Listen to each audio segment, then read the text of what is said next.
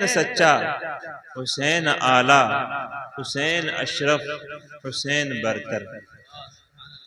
حسین اعلیٰ، حسین سچا، حسین اشرف، حسین برتر، یزید جھوٹا، یزید اسفل، یزید ارذل، یزید کمتر۔ زور سے بول دیجئے، مل کر بول دو، سبحان اللہ بولنا چاہیے بیٹے، بولیے سب لوگ مل کر کے بولیے، اور زور سے بول دو، ڈرو مت، ڈرو مت۔ یہاں تو آواز بلند کرنے کے بعد جانیں قربان کی گئی، ہم اس محفل میں بیٹھے، بیٹے آپ بہت بڑی محفل میں بیٹھے، اس سے بڑی محفل نہیں ہو سکتی۔ جنہوں نے اسلام کو بچایا، اپنی جانیں قربان کی ہیں، آج ان کا ذکر سننے آپ بیٹھے ہو، خوش قسمت ہو۔ کس ذات کی بات ہو رہی ہے؟ کس شخصیت کی بات ہو رہی ہے؟ حسین سچا، حسین اعلیٰ، حسین اشرف، حسین برتر، یزید جھوٹا، یزید اسفل، یزید ارذل، یزید کمتر۔ آپ کی توجہ چاہوں گا سب کی۔ حسین مسلم، حسین مومن، حسین عالم، حسین عادل۔ حسین مسلم، حسین مومن، حسین عالم، حسین عادل، یزید مرتد، یزید ملحد، یزید جاہل، یزید قاتل۔ یزید جاہل، یزید قاتل۔ اور حسین صادق، حسین مصلح، حسین صابر۔ حسین صادق، حسین مصلح، حسین صابر، یزید کاذب، یزید اسود، یزید مفسد، یزید جابر۔ اور پھر کہتے ہیں حسین مثبت، حسین کامل، حسین داخل، حسین عاقل۔ آپ سب کی توجہ زور سے بول دیجیے۔ حسین مثبت، حسین کامل، حسین داخل، حسین عاقل، یزید منفی، یزید ناقص، یزید خارج، یزید باطل۔ یزید منفی، یزید ناقص، یزید خارج، یزید باطل۔ اور آخری سنیے، یہی کرشمہ ہے سچ کا واصف، یہی کرامت ہے کربلا کی۔ یہی کرشمہ ہے سچ کا واصف، یہی کرامت ہے کربلا کی۔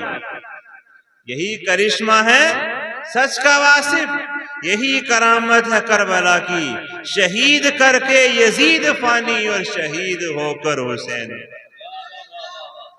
شہید کر کے یزید فانی اور شہید ہو کر حسین۔ امام حسین باقی ہے، ہر گھر، ہر گھلی، ہر محلہ، ہر بستی میں، ہر دوسرے چوتھے گھر میں آپ کو حسین حسین حسین کرنے والے یاد نظر آ جائیں گے۔ لیکن آپ اندازہ کیجئے کہ امام حسین رضی اللہ عنہ نے اس کے سامنے سر نہیں جھکایا، اس باطل کے سامنے سر نہیں جھکایا، سر قربان کر دیا، ہاتھ اس کے ہاتھ میں نہیں دیا، بیعت نہیں کی۔ لیکن یزید کا نام آج گالی بن کر کے رہ گیا، اور حسین کا نام دلوں کا سکون بن گیا، حسین کا نام دلوں کا چین بن گیا۔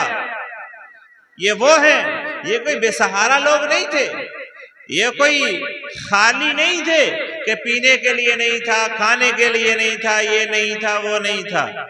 یہ سب کچھ اختیاری ہے، اضطراری نہیں ہے، یہ مشکل نہیں ہے۔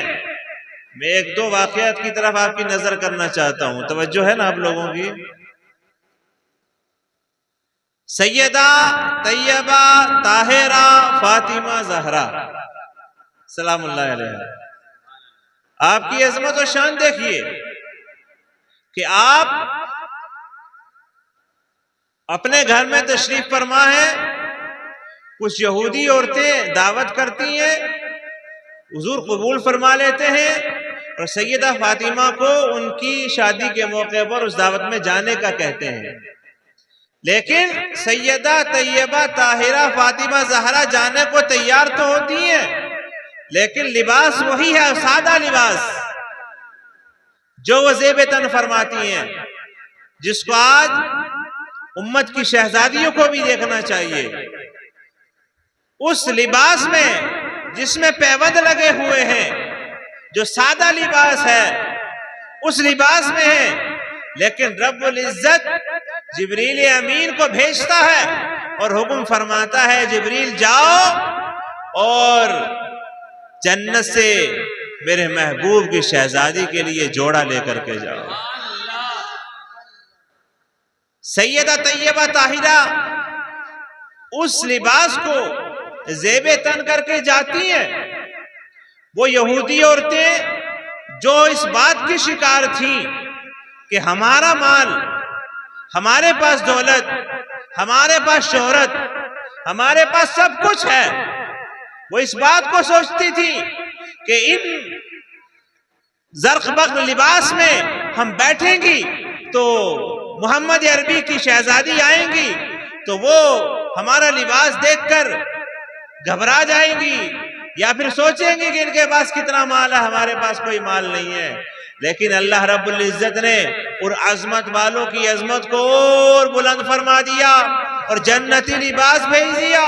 سیدہ فاطمہ زیب تن فرما کر جب اس شادی کے موقع پر اس تقریب میں پہنچتی ہیں اور جب آپ تشریف فرماتی ہیں، وہ اچھے سے اچھے لباس والی اور وہ مال و دولت والی، وہ اپنے آپ کو امیر سمجھنے والی، وہ وقت کی اپنے آپ کو ملکہ حسن سمجھنے والی، حسن کی ملکہ سمجھنے والی، وہ جب سیدہ طیبہ طاہرہ کے اس لباس کو دیکھتی ہے جس سے نور کی کرنیں پھوٹ رہی ہیں، تو پھر وہ اس انداز میں آ کر پوچھتی ہیں اے فاطمہ یہ لباس کہاں سے لائی ہو؟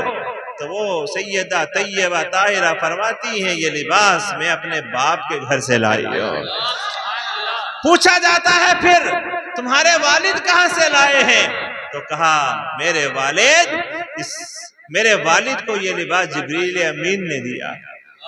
پھر پوچھتی ہے جبریل امین کہاں سے لائے ہیں؟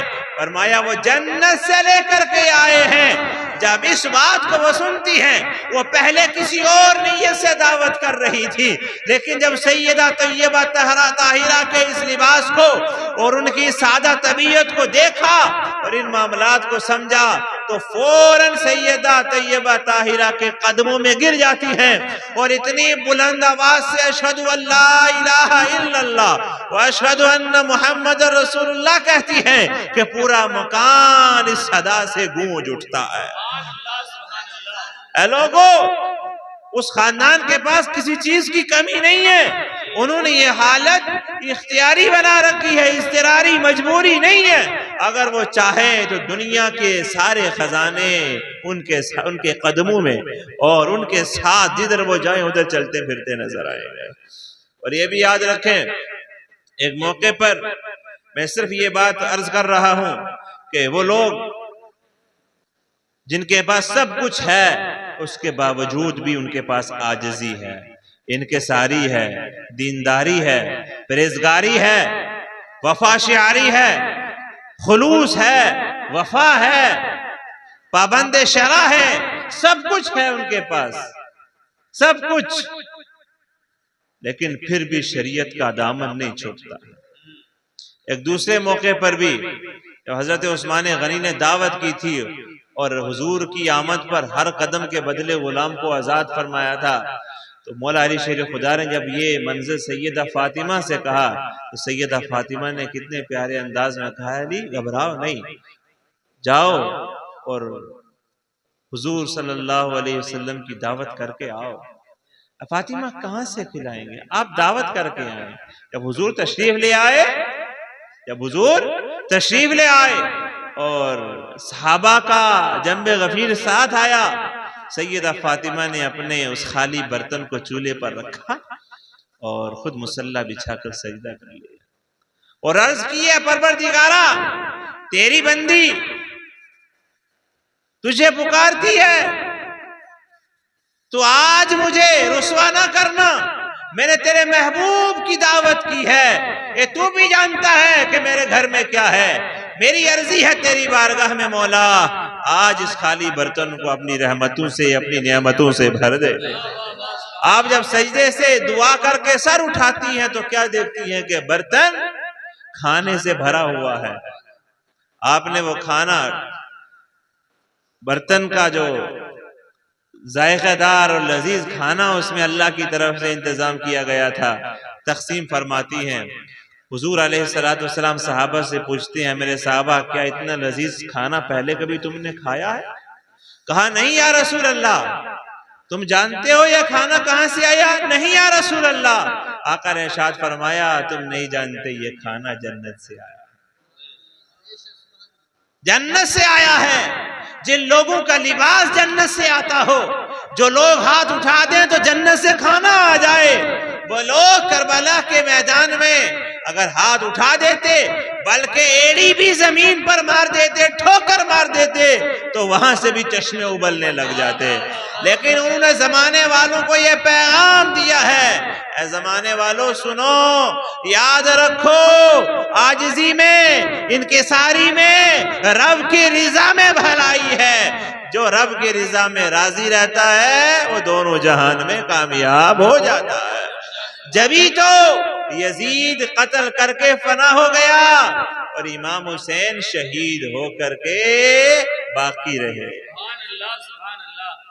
وہ شہید کرنے وہ سمجھتا تھا کہ ان کا نام مٹ جائے گا، میں بڑا بادشاہ بن جاؤں گا. لیکن انہیں کیا پتا تھا کہ خواجہ غریب نواز نے یہ کہہ دیا، شاہ است حسین، بادشاہ است حسین، دین است حسین، دی پناہ است حسین، سرداد نداد دست در دست یزید، حقہ کے بنا لا الہ است حسین.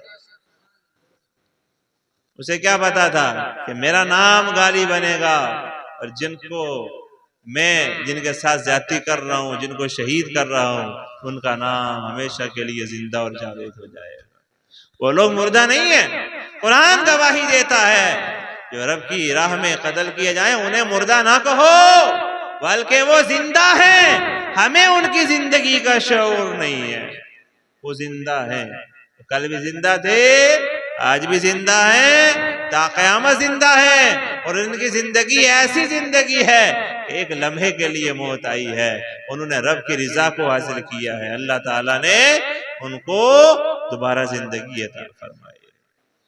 ہمیں شعور نہیں ہے، ہمیں شعور نہیں ہے. اسی لیے تو کچھ بدبخت اولیاء کرام کے، بزرگان دین کی بارگاہ میں بے ادبی گستاخی کر دیتے ہیں، کچھ سے کچھ کہتے ہیں. معاذ اللہ، میں ان الفاظ کو اس محفل میں نہیں دہراؤں گا.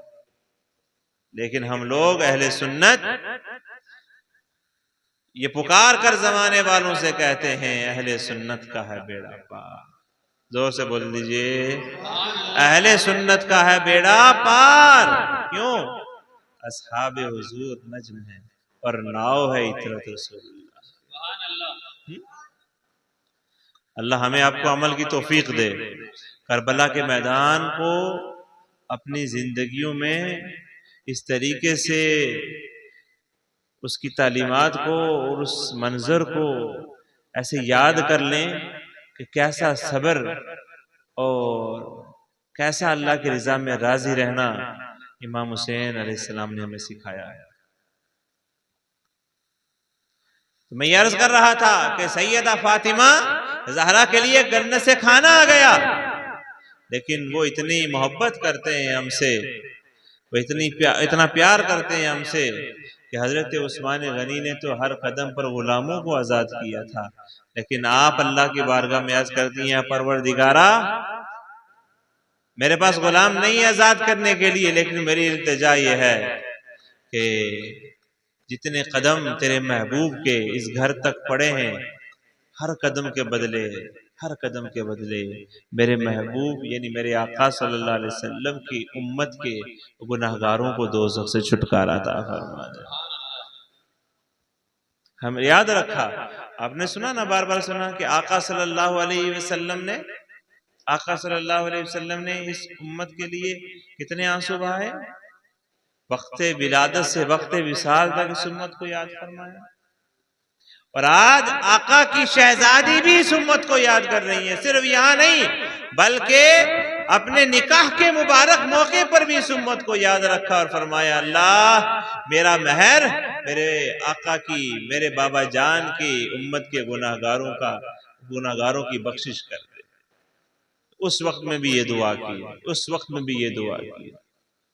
تو یہ مختلف روایات اور مختلف اسباق ہیں جو میں تفصیل سے نہیں بتا رہا ہوں، صرف آپ کو اہل بیت اطہار کی یہ جو محفل ہے، جس ذکر کی محفل میں آپ بیٹھے ہیں، ایک سبق بتانے کی کوشش کر رہا ہوں کہ یہاں سے ہم لوگ ایک سبق لے کر کے جائیں، خالی ہاتھ نہ جائیں. آپ اپنے گھر کا حال ماحول دیکھیں، میں اپنے گھر کا حال ماحول دیکھوں کہ کیا حال ہے، کیا ماحول ہے ہمارے گھروں کا آج، کیا کیفیت ہے. کہنے کو اہل سنت، کہنے کو مومن، کہنے کو مسلمان، لیکن کردار کس کا ہے؟ کیا ہماری بیٹیاں آج سیدہ زینب کے یا سیدہ فاطمہ کے کردار کو اپنا رہی ہیں؟ کہ ہمارے نوجوان علی اکبر ہو، علی اصغر ہو، زین العابدین کے کردار کو اپنا رہے ہیں؟ نہیں نا. تو پھر کس بات کی خوشی ہے؟ پھر کس طرف ہمارا دھیان ہے؟ امام حسین رضی اللہ تعالی عنہ کے غلام بنو، سچے پکے غلام، ان غلاموں کی طرح جن کو امام حسین نے 10ویں شب کو رات کے اندھیرے میں بلا کر کہا تھا کہ یہ یزیدی میرے خون کے پیاسے ہیں، یہ مجھے قتل کرنا چاہتے ہیں، لیکن میرے ساتھ آنے والوں، میرے ساتھیوں، تمہیں میں اجازت دیتا ہوں رات کی تاریکی میں نکل جاؤ، چلے جاؤ، تم پر کوئی مواخذہ نہیں ہے، تم چلے جاؤ، یہ میرے خون کے پیاسے ہیں، یہ مجھے ستانا چاہتے ہیں، یہ مجھے تکلیف میں ڈالنا چاہتے ہیں، تم چلے جاؤ. لیکن امام حسین کے آج جو غلامی کا دم بھرتے ہیں انہیں بھی اس بات کو سوچنا ہے.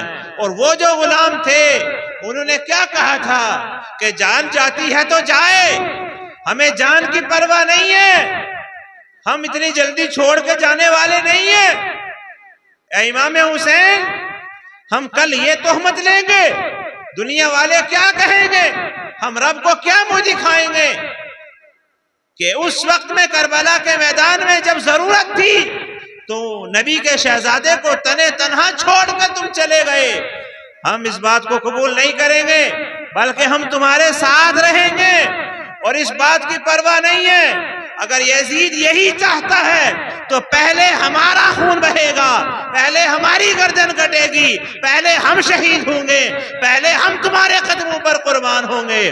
تمہارے پاس پہنچنے کے لیے اسے ہم سے ہو کر گزرنا پڑے گا. اور وہی ہوا بھی جو بھی امام حسین کا غلام ساتھ گیا تھا، ہر ایک غلام نے اپنی جان کو قربان کیا، اپنے خون کے آخری قطرے تک انہوں نے مقابلہ کیا اور امام حسین کے قدموں پر اپنے آپ کو قربان کیا.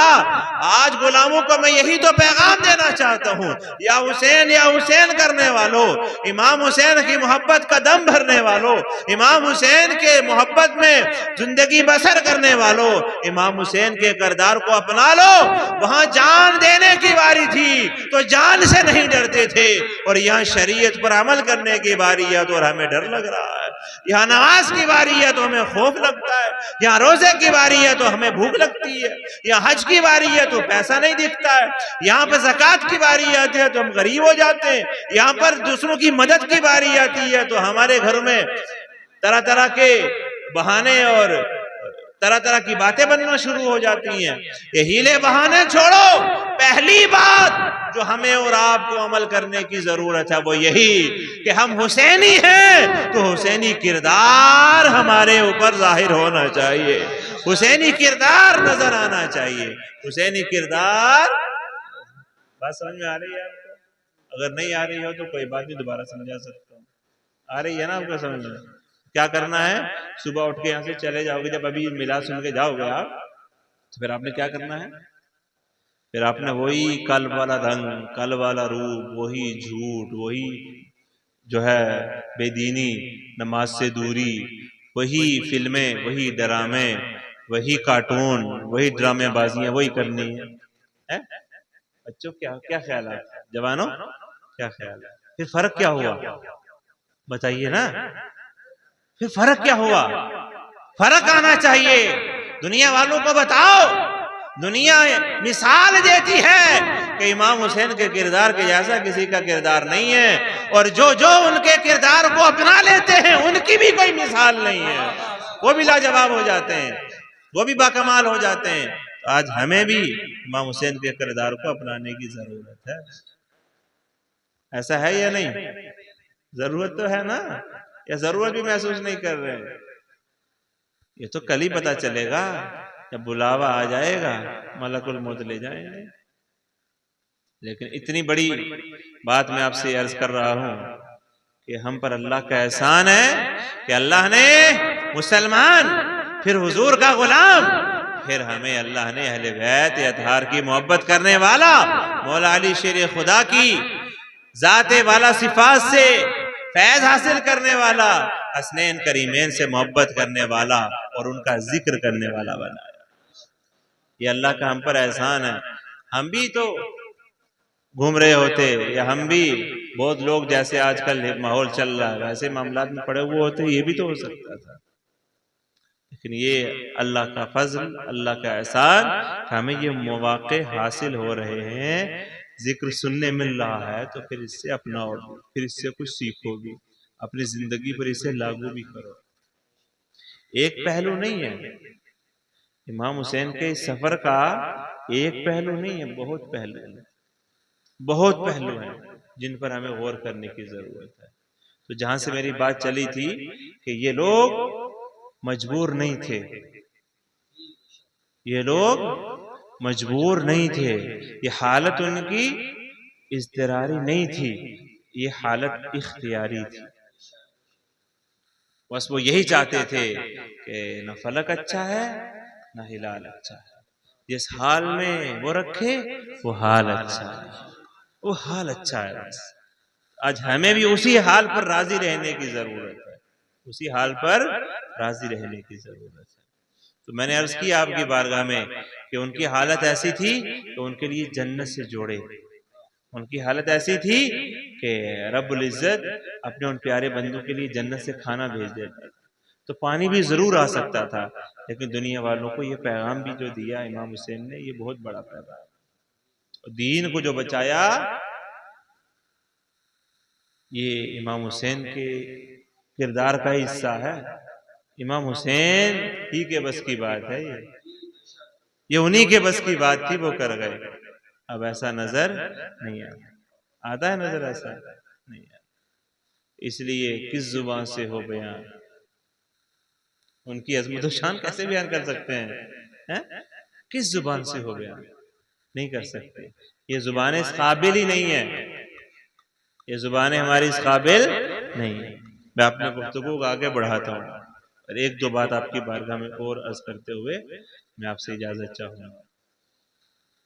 سیدہ طیبہ طاہرہ فاطمہ زہرا کے شہزادوں کا بچپن، ان کی جوانی، مثالی کردار جو میری طرف رکھیے، درود پاک پڑھ لیجیے، اللہم صلی علی سیدنا و شفیعنا و ملجانا و مولانا محمد مبارک وسلم، صلو علیہ، صلاۃ و سلام علیک یا رسول اللہ، صلاۃ و سلام علیک یا حبیب اللہ، صلی اللہ تعالی علیہ وآلہ وسلم۔ اہل بیت کی محبت کو ایمان کا حصہ قرار دیا گیا، یہ ایمان ہے، یہ ایمان ہے۔ اور ایک حدیث پاک مجھے یاد آ رہی ہے، مولا علی شیر خدا رضی اللہ تعالی عنہ کے تعلق سے حضور کا فرمان ہے، حضور علیہ السلام ارشاد فرماتے ہیں کہ جس نے اے علی تجھ سے محبت کی اس نے مجھ سے محبت کی، اور جس نے مجھ سے محبت کی اس نے اللہ سے محبت کی۔ اے علی جس نے تجھ سے بغض رکھا، جس نے تجھے تکلیف دی اس نے مجھے ایذا پہنچائی، اور جس نے حضور فرماتے ہیں مجھے ایذا پہنچائی اس نے اللہ کو غضبناک کیا۔ اور دوسری طرف اس حدیث کا ایک پہلو کہ سلسلہ دیکھیے، اہل بیت کی رضامندی سے اہل بیت راضی ہو جائیں تو حضور راضی ہو جاتے ہیں، اور حضور راضی ہو جائیں تو رب راضی ہو جاتا ہے، اور اگر یہ ناراض ہو جائیں تو اب لوگ کس چیز کو آڑ میں لے کر کے، کس چیز کی آڑ لے کر کے اپنے آپ کو بچانے کی کوشش کر رہے ہیں؟ ان کی محبت کے بغیر مدعا نہیں ملے گا۔ محبت اہل بیت شرط ہے۔ حضور نے فرمایا جو جس کا میں مولا ہوں اس کا علی مولا ہے۔ یہ حضور نے بتا دیا، یعنی جو مجھ سے محبت کرے وہ ان سے محبت کرے۔ حضور ان کی محبت کو اپنی محبت بتا رہے ہیں، اور حضور فرما رہے ہیں یہ مجھ سے ہیں۔ کبھی فاطمہ زہرا کے بارے میں کہتے ہیں فاطمہ میرے جگر کا ٹکڑا ہے، جس نے اسے ناراض کیا اس نے مجھے ناراض کیا، جس نے مجھے تکلیف دی ناراض کیا اس نے اللہ کو غضبناک کیا۔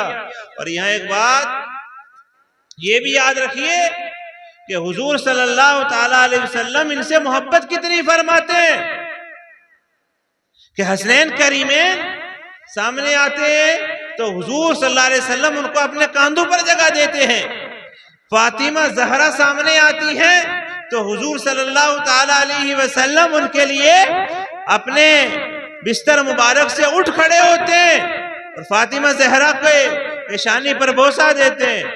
حضور صلی اللہ علیہ وسلم ان سے محبت کتنی رکھتے ہیں کہ اپنی کملی کے نیچے انہیں لے لیتے ہیں اور رب کی بارگاہ میں دعا کرتے ہیں پروردگارا یہ میری اہل بیت ہیں، میں ان سے محبت کرتا ہوں، تو بھی ان سے محبت فرما۔ مولا میں ان سے راضی ہوں، تو بھی ان سے راضی ہو جا۔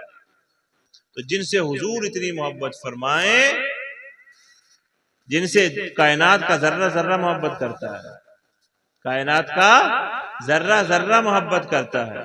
اور یہ بھی یاد رکھیں ایک روایت میں آیا کہ اللہ رب العزت نے شجر، حجر اور بشر ان پر مولا علی کی محبت کو پیش کیا۔ ان پر مولا علی کی محبت کو پیش کیا تو جس بشر نے، جس شجر نے، جس حجر نے ان کی محبت کو قبول کر لیا وہ میٹھے بھی ہو گئے، وہ طیب و طاہر بھی ہو گئے۔ دوسرے لفظوں میں اگر کہنا چاہوں کہ جس انسان نے مولا علی کی محبت کو اپنے سینے میں بسا لیا وہ شخص خوش قسمت بھی ہو گیا، باوقار بھی ہو گیا اور اچھے کردار والا بھی ہو گیا، وہ طیب و طاہر بھی ہو گیا۔ اور جو ان کی محبت کو قبول نہیں کرتا یا جس نے ان کی محبت کو قبول نہیں کیا وہ بدبخت بھی ہوا، وہ کڑوا بھی ہوا، وہ برا بھی ہوا، وہ پاک صاف نہیں ہوا، وہ بد کردار ہوا۔ ایک خیبر کے موقع پر جب حضور علیہ السلام واپس تشریف لا رہے تھے تو مولا علی شیر خدا رضی اللہ تعالیٰ عنہ کے تعلق سے صحابہ سے فرمایا اے میرے صحابہ اپنے اولاد کا امتحان لو، امتحان۔ حضور کیا فرما رہے ہیں؟ میرے صحابہ اپنی اولاد کا امتحان لو، ان سے علی کی محبت کے بارے میں پوچھا کرو، اگر ان کے دل میں علی کی محبت ہو تو پھر وہ تمہارے سچے ہیں، تمہارے ہیں۔ اگر وہ تمہارے علی کی محبت کو قبول نہ کریں یا علی کی محبت ان کے دل میں نہ ہو تو پھر وہ تمہارے لیے سچے نہیں ہیں، پھر وہ تمہارے اپنے نہیں ہیں۔ اس بات کو غور کر کے سمجھنا پڑے گا آپ کو کہ جس کے دل میں محبت علی ہے وہ شخص ایمان والا ہے۔ ان سے دور ہو کر اہل بیت اطہار کو چھوڑ کر آج ایک بات اور بھی چالو ہو چکی ہے، اس کی میں وضاحت کرنا چاہتا ہوں۔ مشہور ہو چکی ہے عوام میں اور بہت سے لوگ اس کا شکار بھی ہو گئے ہیں۔ وہ یہ سمجھتے ہیں کہ اگر ہم علی علی کرتے ہیں، حسن حسن کرتے ہیں، حسین حسین کرتے ہیں، تو پھر اگر ہم ایسا ذکر اہل بیت کرتے ہیں تو معاذ اللہ معاذ اللہ معاذ اللہ ہمیں صحابہ کو برا کہنا ہوگا۔ ان کو لوگوں کے ذہنوں میں یہ بات آ چکی ہے، وہ کیا کرتے ہیں، جو علی سے محبت کا دم بھرتا ہے وہ ساتھ ہی ساتھ صحابہ کی بے ادبی اور گستاخی پر بھی ہوتا ہے۔ اہل سنت کا ہے بیڑا پار، اصحاب حضور نجم ہے اور ناؤ ہے عطرت رسول اللہ کی۔ ہم اہل بیت اطہار سے بھی محبت کرتے ہیں اور اصحاب رسول سے بھی محبت کرتے ہیں۔ یہ ہرگز کوئی نہ سمجھے کہ جو سچا یا پکا یا وفادار ہوگا اہل بیت کا وہ معاذ اللہ اسے صحابہ کو برا بھلا کہنا پڑے گا، ایسا نہیں۔ وہ باوقار وہ باکمال شخصیات ہیں۔ جس نے حضور کو ایمان کی حالت میں ایک لمحہ دیکھا اور ایمان کی حالت میں دنیا سے گیا، اس کے پیر میں لگی ہوئی دھول کے کروڑویں درجے کے برابر بھی ہم نہیں ہو سکتے، پھر کیسے ہم ان کی بارگاہ میں بے ادبی اور گستاخی کرتے ہیں؟ ہم صحابہ کے قدموں کی دھول ہیں، لیکن اہل بیت اطہار کو اللہ نے جو مرتبہ اور مقام عطا فرمایا ہے وہ جدا گانا ہے، لیکن اہل بیت کی محبت میں ہم صحابہ کو گالی دینے والے، کیونکہ آقا نے فرمایا اصحابی کا نجوم فبأیہم اقتدیتم اہتدیتم، یہ ستاروں کی مانند ہیں، جو ان میں سے کسی کی پیروی کرے گا وہ ہدایت پائے گا۔ اور اپنی آل کے بارے میں حضور نے فرمایا میری آل کی جو مثال ہے وہ نوح علیہ السلام کی کشتی کی مانند ہے۔ جو نوح علیہ السلام کی کشتی میں سوار ہوا وہ پار لگ گیا، اور جو سوار نہیں ہوا وہ ڈوب گیا، تو ہم دونوں حدیثوں کو دیکھیں، جیسا کہ میرے علم میں ہے، جیسا کہ میں نے سنا یا پڑھا ہے، کہ جو لوگ کشتی میں سوار ہو کر سفر طے کرتے ہیں تو وہ اپنی منزل ستاروں کو دیکھ کر کے طے کرتے ہیں۔ تو اب جو لوگ کشتی میں سوار ہوئے اگر وہ ستاروں کو دیکھ کر اپنا سفر یا اپنی منزل طے نہیں کرتے تو پھر سمندر کا چکر کاٹتے رہو، لیکن جو لوگ کشتی میں سوار ہو کر اپنی منزل کا پتہ کرتے ہیں، ستاروں کو دیکھ کر کے چلتے ہیں، وہ اپنی منزل مقصود تک پہنچ جاتے ہیں۔ تو ہمیں کشتی میں سوار بھی ہونا ہے اور پھر ستاروں کو دیکھ کر چلنا بھی ہے، پھر ستاروں کو دیکھ کر۔ اور اہل بیت اطہار رضوان اللہ تعالی علیہم اجمعین کے گھر کا ہر ایک فرد ہمارے لیے باعزت ہے، باوقار ہے، اس کی عزت، اس کا ادب و احترام ہم پر لازم ہے، واجب ہے۔ ہمیں ان کا ادب بجا لانا چاہیے، ان کی عزت کرنی چاہیے۔ حضور علیہ السلام کی آل کی بے ادبی گستاخی سے حضور کو تکلیف پہنچتی ہے، حضور کو اس سے تکلیف پہنچتی ہے۔ اور جو لوگ اہل بیت سے محبت کرتے ہیں یہ قدرتی سی بات ہے، ان کے چہرے بتاتے ہیں، ان کا کردار بتاتا ہے، اور ان کی آل بتاتی ہے، ان کی نسلیں بتاتی ہیں کہ اس خاندان میں کوئی نبی کی آل کا محبت کرنے والا ہے۔ ان کے چہروں سے ایمان کی روشنی اور ایمان کا نور جھلکتا ہوا نظر آتا ہے۔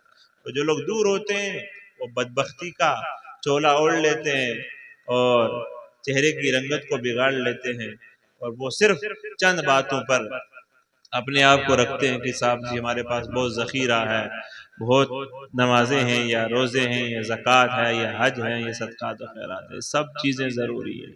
نماز فرض عین ہے، حج فرض ہے، اسلام کی یہ بنیادی چیزیں ہیں، روزہ ہے، نماز ہے، زکوٰۃ ہے، حج ہے، ہم اس کا انکار نہیں کرتے۔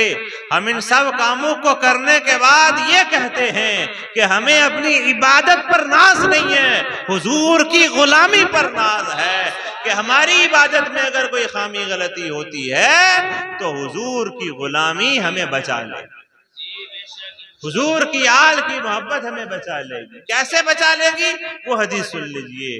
آقا علیہ السلام نے ارشاد فرمایا اے علی سب سے پہلے جنت میں جاؤں گا، اور میرے بعد جو جنت میں جائے گا وہ علی تم ہو گے۔ تو مولا علی شیر خدا رضی اللہ عنہ نے پوچھا یا رسول اللہ ہم جنت میں جائیں گے تو پھر ہم سے محبت کرنے والے کدھر جائیں گے؟ تو حضور نے فرمایا علی غم نہ کھا، وہ ہمارے پیچھے پیچھے آ رہے ہوں گے، ہمارے پیچھے پیچھے آ رہے ہوں۔ اور ایک حدیث مجھے اور بھی یاد آ رہی ہے، حضور علیہ السلام نے ارشاد فرمایا علی تیری میری مثال کیا ہے؟ فرماتے ہیں علی تیری میری مثال ایک درخت کی طرح ہے، میں درخت کی جڑ ہوں اور علی تو درخت کا تنا ہے۔ میں جڑ ہوں اور تو تنا ہے، اور حسنین کریمین اس کی شاخیں ہیں، جو ان شاخوں سے لٹک جائے گا، جو ان شاخوں سے مل جائے گا، وہ ساتھ میں جنت چلا جائے گا۔ ایک روایت اور بھی ذہن میں ہے کہ حضور علیہ السلام نے فرمایا علی میں درخت کی بنیاد ہوں، جڑ ہوں، اور تو اس کا تنا ہے، اور فاطمہ ٹہنیاں اور حسنین کریمین اس کے، ایسے مان لیجئے کیا بولیں گے آپ؟ جڑ بولیں گے، تنا بولیں گے، اور شاخیں بولیں گے، پھر پتے بولیں گے۔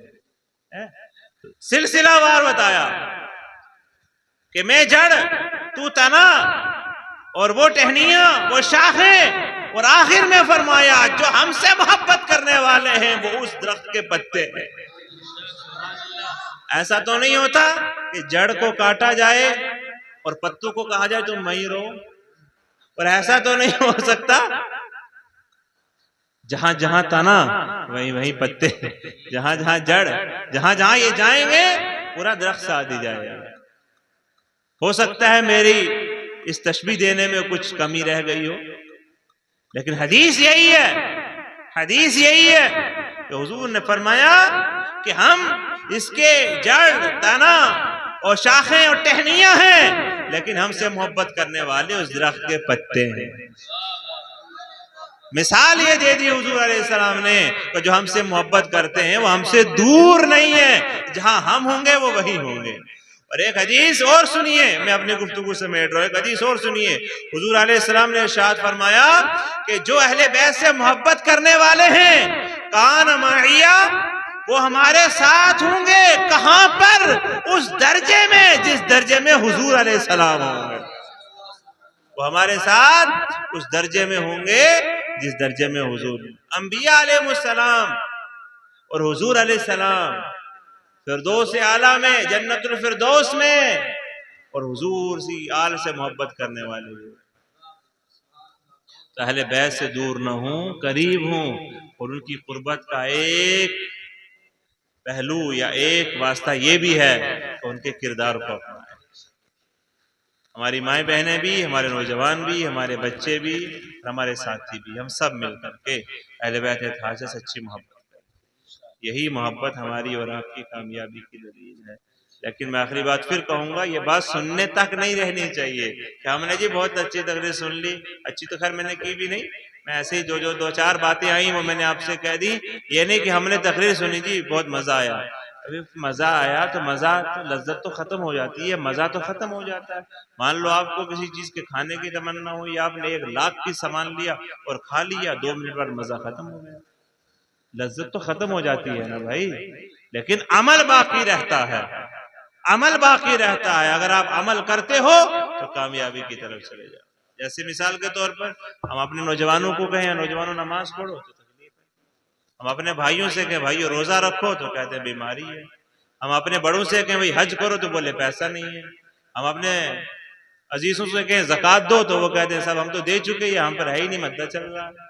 ہم اپنی خواتین سے کہیں خواتین اسلام فاطمہ زہرا کی کنیزیں بن جاؤ تو وہ کہتی ہے نہیں جی ہمیں تکلیف ہوتی ہے، ہمیں گرمی لگتی ہے، ہم اندر رہ نہیں سکتے برقعے کے، ہم پردہ کرنے کے لیے بولے تو انہیں تکلیف ہوتی ہے کہ وہ ماڈرن دور ہے، تم پرانی باتیں کرے جا رہے ہو، ہمیں سر پہ دوپٹہ رکھنا بھاری پڑ رہا ہے، ہمیں چہرے ڈھکنے میں تکلیف ہو رہی ہے۔ اور پھر دوسری طرف ہم مسلمان بھی ہیں، یہ کیسے ہو سکتا ہے کہ تم مسلمان بھی ہو اور پھر فاطمہ زہرا کی کنیز نہیں ہو؟ یہ کیسے ہو سکتا ہے کہ مسلمان بھی ہو اور حضور کا کردار بھی نہیں اپناتے ہو؟ یہ کیسے ہو سکتا ہے کہ ہم لوگ حسینی بھی ہوں اور حسینی کردار ہمارے اندر ہو ہی نہیں؟ یہ کیسے ہو سکتا ہے کہ ہم لوگ علی کے ماننے والے ہوں اور مولا علی کی بات کا لحاظ اور پاس ہی نہ ہو؟ ایسا نہیں ہو سکتا نا، دو رنگی چھوڑ دے، ارے یک رنگ ہو جا، یا سراسر موم ہو جا، یا سنگ ہو جا، یا سیدھا سیدھا کہہ لے کہ میں تو ماڈرن ہوں، میرا حال ماڈرنوں والا، انہیں جلاتے ہیں مجھے جلا دیو، انہیں ایسے ہی پھینک دیتے ہمیں پھینک دیو۔ نہیں، کفن اچھا ہو، دفن اچھا ہو، خوشبو اچھی ہو، کندھے پر اٹھاؤ، نماز جنازہ پڑھو، قبر میں رکھو، ارے کچھ کر کے بھی تو جاؤ، جیسے سج کے جانے میں تھوڑی بچ جاؤ گے۔ اچھے کفن اچھے دفن سے بچنے کا کوئی واسطہ نہیں ہے، واسطہ اسی چیز سے ہے، قبر اسی کی روشن ہے، حال اسی کا مرنے کے بعد اچھا ہوگا جو نیکی لے کر جائے گا، جو محبت لے کر جائے گا، جو اطاعت رسول ساتھ لے کر جائے گا، عمل اچھے لے کر کے جاؤ گے تو قبر میں سکون ملے گا۔ اب تم یہاں سجدے دجتے رہو، خوشی مناتے رہو، یہاں پر لوگوں کو حسن دکھاتے رہو، اور پھر یہ سمجھو کہ قبر میں فرشتے آئیں گے اور کہیں گے بھائی تو بہت اچھا ہے، تو دنیا والوں کو اچھا لگتا تھا، چل تیری بخشش ہو گئی۔ یہ کوئی راستہ؟ اصول ہیں شریعت کے، اصولوں سے ہٹو گے تو بربادی کی طرف جاؤ گے، اصولوں کی پیروی کرو گے تو کامیابی کی طرف جاؤ گے۔ دونوں راستے ہمارے سامنے ہیں، یہ جنت کی طرف جا رہا ہے، یہ دوزخ کی طرف جا رہا ہے۔ اطاعت رسول جیسے مردوں کے لیے اور خواتین کے لیے کردار عائشہ، کردار فاطمہ، کردار خدیجہ الکبریٰ امہات المومنین ازواج مطہرات کا کردار ہے، اور حضور کی آل کی شہزادیوں کا سیدہ زینب کا کردار موجود ہے۔ انہیں چھوڑ کر اب یہ چاہتی ہو پھر بھی ہم کسی دنیا کی عالیہ بھٹ اور یا کسی اور فلم کی ہیروئن کے جیسا کردار بناویں، اور جب قبر میں جاویں اور فاطمہ کہیں اسے چھوڑ دو، یہ میری شہزادی آ گئی، یہ تمہاری خام خیالی ہے۔ یہ ایسا ہی ہے کہ ایک خواب دیکھا کہ میرے پاس مال، دولت، شہرت، عزت، پیسہ، مکان، گاڑی، بنگلہ سب کچھ ہے، اور آنکھ کھلی تو پتا چلا کہ بوریے پر سو رہے ہو۔ بس یہی حال ہونے والا، ابھی گمانوں میں رہو، اور جب قبر میں پہنچو پتا چلے کہ جو تم کر رہے تھے وہ تو کچھ اور تھا، اور یہاں جس چیز کی ضرورت ہے وہ تو تم نے کیا ہی نہیں۔ جس منزل کا مسافر بننا چاہیے تھا اس منزل کو تو تم چلے ہی نہیں، تم نے اپنی ایک الگ ہی منزل بنا لی ہے۔ یاد رکھو، دین موبائل نہیں ہے، دنیا کے سٹار نہیں ہے، دین حضور کا کردار ہے، دین حسنین کریمین کا کردار ہے، دین اللہ کا دیا ہوا وہ پیارا ہے کہ جسے انسان اپنا کر کے اپنی دنیا اور آخرت اچھی بنا دیتا ہے۔ سادگی میں کامیابی ہے، سادگی میں کامیابی ہے۔ یہ بات میری یاد رکھیے، اللہ مجھے عمل کی توفیق دے، اللہ آپ سب کو عمل کی توفیق دے، ہمارے اسلامی ماؤں بہنوں کو اللہ پردے کی توفیق دے، انہیں شرم و حیا عطا فرمائے، انہیں پردے میں رہنے کی توفیق دے، ہمارے نوجوانوں کو اللہ رب العزت قرآن پاک کی لگن اور دین کی فرمانبرداری نصیب فرمائے۔